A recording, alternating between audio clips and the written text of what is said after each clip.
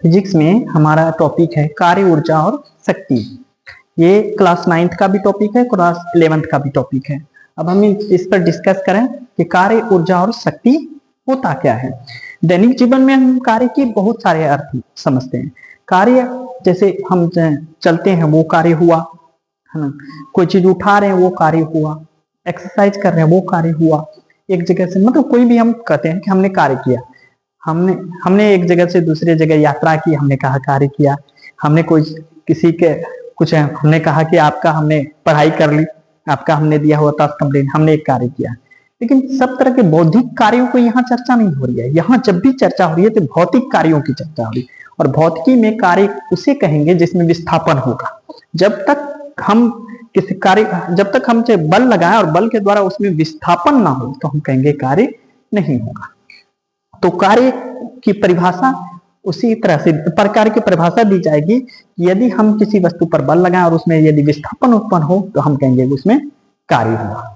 हम कहेंगे कार्य वह भौतिक क्रिया है जिसमें किसी पिंड पर बल लगाकर उसे उसके मूल स्थान से विस्थापित किया जाता है। यदि हम किसी वस्तु पर बल लगाएं और वो अपने मूल स्थान से विस्थापित हो जाए तो हम कहेंगे कार्य हुआ। जैसे देखिए, ये एक पिंड है और ये यहाँ स्थापित है और हमने क्या किया, यहाँ फोर्स एक्ट किया, यहाँ बल लगाया और ये पिंड यहाँ से यहाँ तक चला।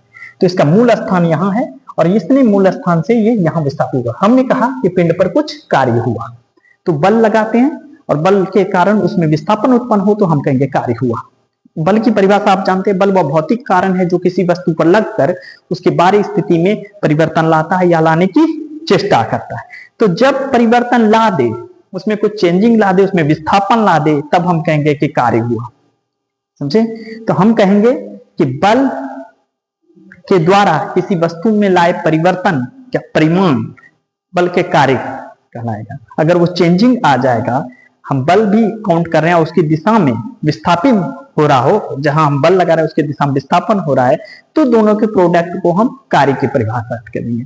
और कार्य की माप कैसे की जाती है? तो कार्य की माप आरोपित बल के परिमाण तथा बल की दिशा में उत्पन्न विस्थापन के गुणनफल से की जाती है। आपको कार्य पता है, आपको बल पता है कि बल आपने किधर लगाया और उसके द्वारा विस्थापन किधर। यदि दो राशियां आपके पास ज्ञात हैं, इसका मतलब कार्य ज्ञात करने के लिए हमको दो चीजें चाहिए, एक बल चाहिए और दूसरा क्या चाहिए, उसके दिशा में विस्थापन चाहिए। यदि दोनों राशियां आपके पास उपलब्ध हैं तो आप आसानी से कार्य को कैलकुलेट कर सकते हैं। तो कार्य बराबर हमने लिखा। अब देखिए, एक कैलकुलेशन के द्वारा हम इसको समझने की कोशिश करेंगे। पहले यहां लिखा, अतः हम इसके अनुसार हम कार्य का अगर कैलकुलेशन करना चाहें तो कार्य बराबर होगा बल गुना बल की दिशा में विस्थापन। अब एक हमने डायग्राम बनाया हुआ, यहाँ एक पिंड है, हमने बल लगाया, ये पिंड यहाँ विस्थापित हो गया। अब ये कुछ कोण पर हमने बल लगाया हुआ, एंगल पर, चाहे तो उसके 90 डिग्री पर लगाया हुआ, 45 डिग्री पर, 30 डिग्री पर या फिर 180 डिग्री पर लगाया हुआ। विपरीत दिशा में ऐसे भी लगाया जा सकता है या फिर 90 डिग्री से या 0 डिग्री पर भी लगा सकते हैं आप। जिस ओर बल हुआ विस्थापन लगा हो रहा है उसी ओर बल लगा रहे हैं, है ना। बल जिधर लगा रहे हैं उधर ही सेम दिशा में विस्थापन हो रहा है। यदि ये पॉसिबिलिटी है तो हम कहेंगे कि बल और बल की दिशा में जो विस्थापन है वो समान दिशा में है। तो इसलिए हमने लिखा है। अब हम इसको थोड़ा कैलकुलेशन में लेते हैं। तो इसके लिए हमने कहा कि मान लेते हैं कि हमने बल इधर एक्ट किया, विस्थापन इधर चाह रहे हैं कुछ कोण पर, एक वस्तु O है और O पर हम थीटा कोण पर बल लगा रहे हैं और विस्थापन इस दिशा x दिशा की ओर हम सोच रहे हैं कि x एक्सिस की दिशा में विस्थापन हो रहा है और इनके बीच में बल और विस्थापन की दिशा जो है s, उसके विस्थापन के बीच में कोण क्या है, थीटा। इसके दो अवयव हमने निकाले। अवयव मतलब प्रभाव। एक हम मानते हैं कि इसका प्रभाव जो है इस दिशा में, इस दिशा में, दो दिशा में पड़ने वाला है। तो सदिश के अनुसार ये मान लेते हैं कि इसका Fs है, एक अवयव इसका क्या है, F का एक अवयव x दिशा की ओर है Fs। हमने माना Fs बराबर F क्या है, अवयव विस्थापन की दिशा में है। तो हम एक जानते हैं, ये देखिए, अगर हम इसको ऐसा लें और इससे 90 डिग्री का कोण बनाएं, ये थीटा है ना, तो ये नीचे वाला आधार है, ठीक है। थीटा के साथ जो पड़ी भुजा होती है वो आधार होती है और जो खड़ी भुजा उसके आगे है वो लंब होता है और जो उसके सबसे बड़ी भुजा होती है वो होता है कर्ण। तीन भुजा याद रखिएगा, सबसे बड़ी भुजा कर्ण, पड़ी भुजा आधार और सबसे खड़ी भुजा जो होती है वो हो गया आपका लंब, तो थीटा के साथ ये, तो ये आधार हो गया। तो हम अगर निकालना चाहें इसमें संबंध, तो 9th क्लास वाले याद रखेंगे कि आधार और कर्ण का जो अनुपात होता है उसको हम कहेंगे cos थीटा, है ना। जो 10वां पास कर चुके हैं 11वीं में है वो तो जानते हैं कि cos थीटा क्या है, आधार और कर्ण का अनुपात है।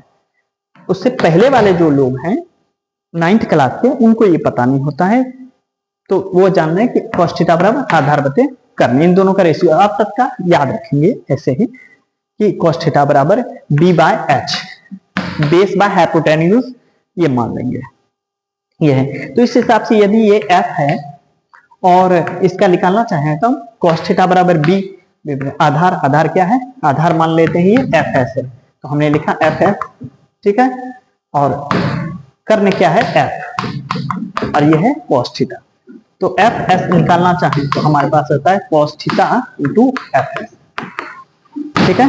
तो अब हम कार्य ज्ञात करना चाहें तो कार्य बराबर है बल, बल क्या होगा F, और बल की दिशा में विस्थापन क्या है इतना, तो इस दिशा में हम बल की दिशा में ही विस्थापन लेना है, बल की दिशा में ही विस्थापन लेना है, और विस्थापन की दिशा में बल जो है उसी के कैलकुलेशन का, तो इसलिए Fs लिखेंगे।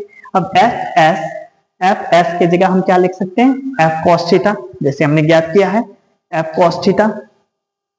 cos थीटा लिखेंगे इंटू s, इसको इस तरह से लिखा जा सकता है।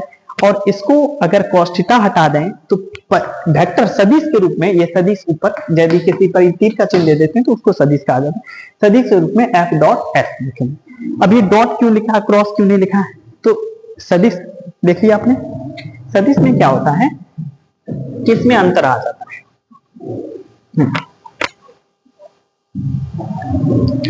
गर्मी में सदिश राशियों का एक चैप्टर है, ऐसे है तो 9th में भी, लेकिन 9th में उतना विस्तृत नहीं है, गर्मी में है।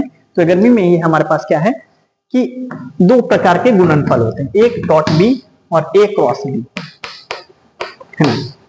यदि दो राशियों को आपने गुणा किया और दोनों सदिश राशियां हैं और उनका जो रिजल्ट निकला, जो राशि उनके गुणनफल के द्वारा प्राप्त हुई वो अदिश हो जाए, मतलब उसे व्यक्त करने के लिए आपको दिशा की आवश्यकता ना हो, ये कंडीशन आ जाए तो आप उसको कहेंगे अदिश राशि, अदिश गुणनफल। जैसे देखो, अगर आपने बल लिया है F, ये सदिश है ना, और विस्थापन भी सदिश है, क्योंकि इसको भी व्यक्त करने के लिए आपको दिशा की आवश्यकता होती है, दोनों लिया, और दोनों को गुणा करने पर कार्य आता है, कार्य को व्यक्त करने के लिए आपको दिशा की आवश्यकता नहीं है, इसलिए ये अदिश राशि है। तो ऐसे राशि को प्रकट करने के लिए डॉट यूज करेंगे, और दो राशियां जिनको गुणा करने पर जो रिजल्ट आ रहा है आपका, जो उसका परिणाम आ रहा है वो एक सदिश हो, मतलब उसको भी व्यक्त करने के लिए आपको दिशा की आवश्यकता पड़ जाए, तब आप उसके लिए ये यूज करेंगे।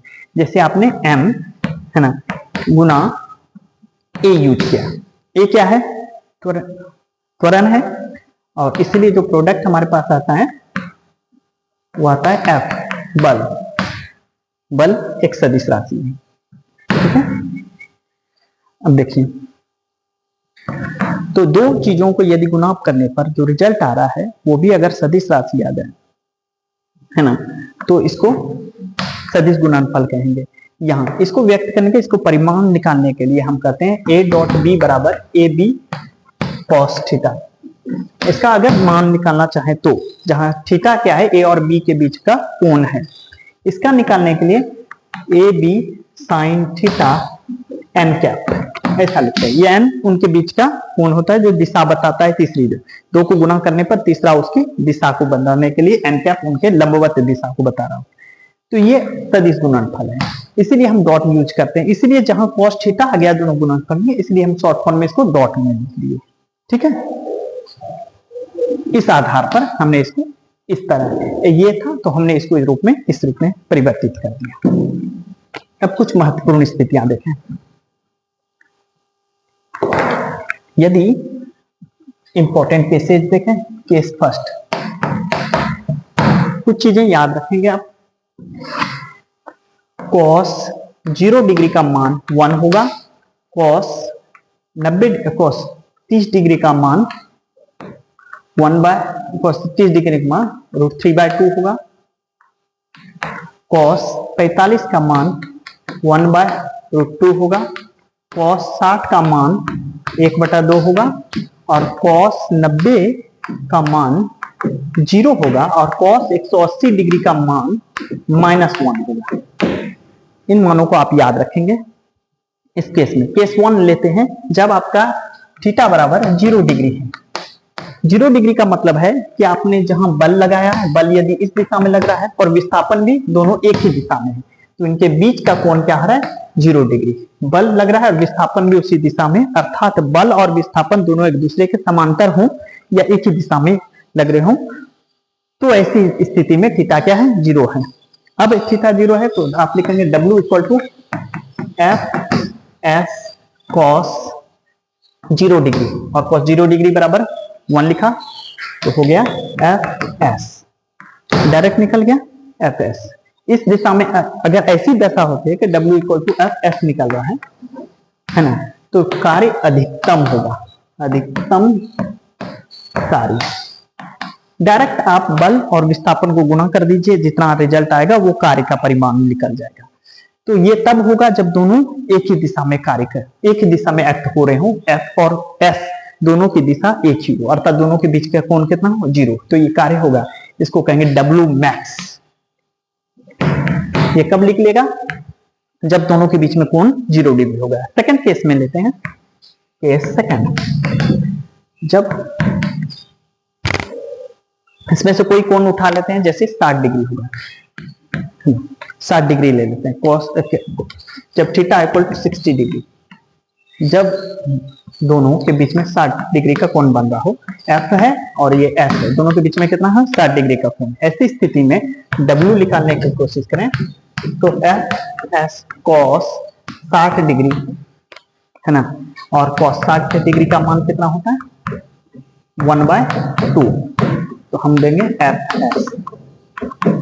तो हमारे पास क्या हुआ? W equal to F S by 2, मतलब हाफ वर्क इज डन। कार्य का परिमाण क्या हो गया? आधा हो जाएगा। जितना होना चाहिए उससे आधा कार्य हमारे पास होगा, जितना होना चाहिए उसका आधा कार्य हमारे पास होगा। थोड़ा नोट करने, फिर और भी केसेस देखते हैं।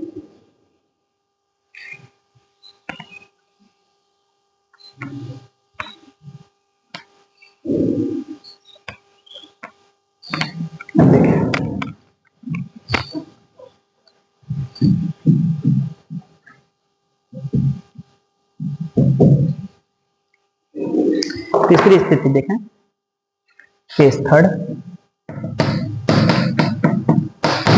यदि विस्थापन इधर चाह रहे हैं और बल हम इधर लगा रहे हैं, अर्थात दोनों के बीच में 90 डिग्री का कोण बन रहा है, अर्थात थीटा इक्वल टू 90 डिग्री। जब थीटा इक्वल टू 90 डिग्री, ऐसी स्थिति में क्या होगा कि आप कार्य लग रहे हैं W बराबर एफ एस कॉस 90 डिग्री, और कॉस 90 डिग्री का मान मैंने बताया कि कितना होगा? 0 डिग्री। कॉस 90 डिग्री बराबर 0 डिग्री, कॉस 90 डिग्री बराबर 0 होगा। तो हम इसको लिख सकते हैं F S cos F S into 0, तो हो गया 0। तो क्या हुआ? कार्य का परिमाण क्या होगा? 0। कार्य का परिमाण क्या हो जाएगा? कार्य का परिमाण 0 होगा, है ना। इसका यही अर्थ हुआ कि जैसे अगर हम इस डस्टर पे बल लगा रहे हैं इस दिशा में और विस्थापन भी इस दिशा में हम चाह रहे हैं, तो हमारा अधिकतम कार्य होगा। ये डस्टर जो आसानी से खींची जा सकती है या धकेली जा सकती है। लेकिन यदि हम इस डस्टर को धकेलने की कोशिश करें और इसके ऊपर चढ़ जाए, 90 डिग्री पर फोर्स लगा हम चाह रहे हैं, तो इसमें क्या होगा? डस्टर अपनी जगह पर ही रह जाएगा, कार्य नहीं होगा। आप करके भी देख सकते हैं, किसी टेबल पर चढ़ जाइए और आप चाह रहे हैं टेबल आगे की ओर जाए, तो आप उस पर बल लगा रहे हैं 90 डिग्री का और उससे आगे की ओर जा रहे हैं, तो उसमें भी कार्य क्या हो रहा है? 0 हो रहा है। अब यदि तीसरा केस देखें, केस 4 है ना, यदि थीटा इक्वल टू 180 डिग्री मान लेते हैं, तो W equal to F S cos 180 degree, और कॉस 100 डिग्री 80 डिग्री का मान मतलब हम कहेंगे माइनस इसका, सॉरी, और एफ एस इंटू माइनस है ना, तो हो गया माइनस एफ है ना। इसमें देखिए ऋणात्मक चिन्ह आ गया तो हम कहेंगे ऋणात्मक कार्य होगा। कैसे? अब इसी चौथे केस में हम देखें कि हम बल विस्थापन इधर चाह रहे हैं और बल इधर लगा रहे हैं, ठीक है, और दोनों के बीच में कोण कितना हुआ 180 डिग्री। ऐसी स्थिति में आप देख रहे हैं कि कोई चीज गिर रहा है, जैसे मान लीजिए आपने फोर्स एक्ट किया कि आप एक गेंद को ऊपर उछाल रहे हैं, ठीक है, विस्थापन आप चाह रहे हैं ऊपर और बल उस पर पृथ्वी नीचे की ओर लगा रही है, तो कार्य क्या हो रहा है, उसके विपरीत जा रहा है, तो नेगेटिव वर्क हो रहा है, नेगेटिव वर्क हो रहा है। तो ऐसी स्थिति में कार्य क्या हो रहा है, नेगेटिव हो रहा है, यहाँ W इक्वल टू माइनस ऋणात्मक कार्य होगा। ऐसी स्थिति अलग अलग तरह से हो सकती है। तो आज इतना ही, अगले दिन हम कार्य के बारे में और चीजें पढ़ेंगे।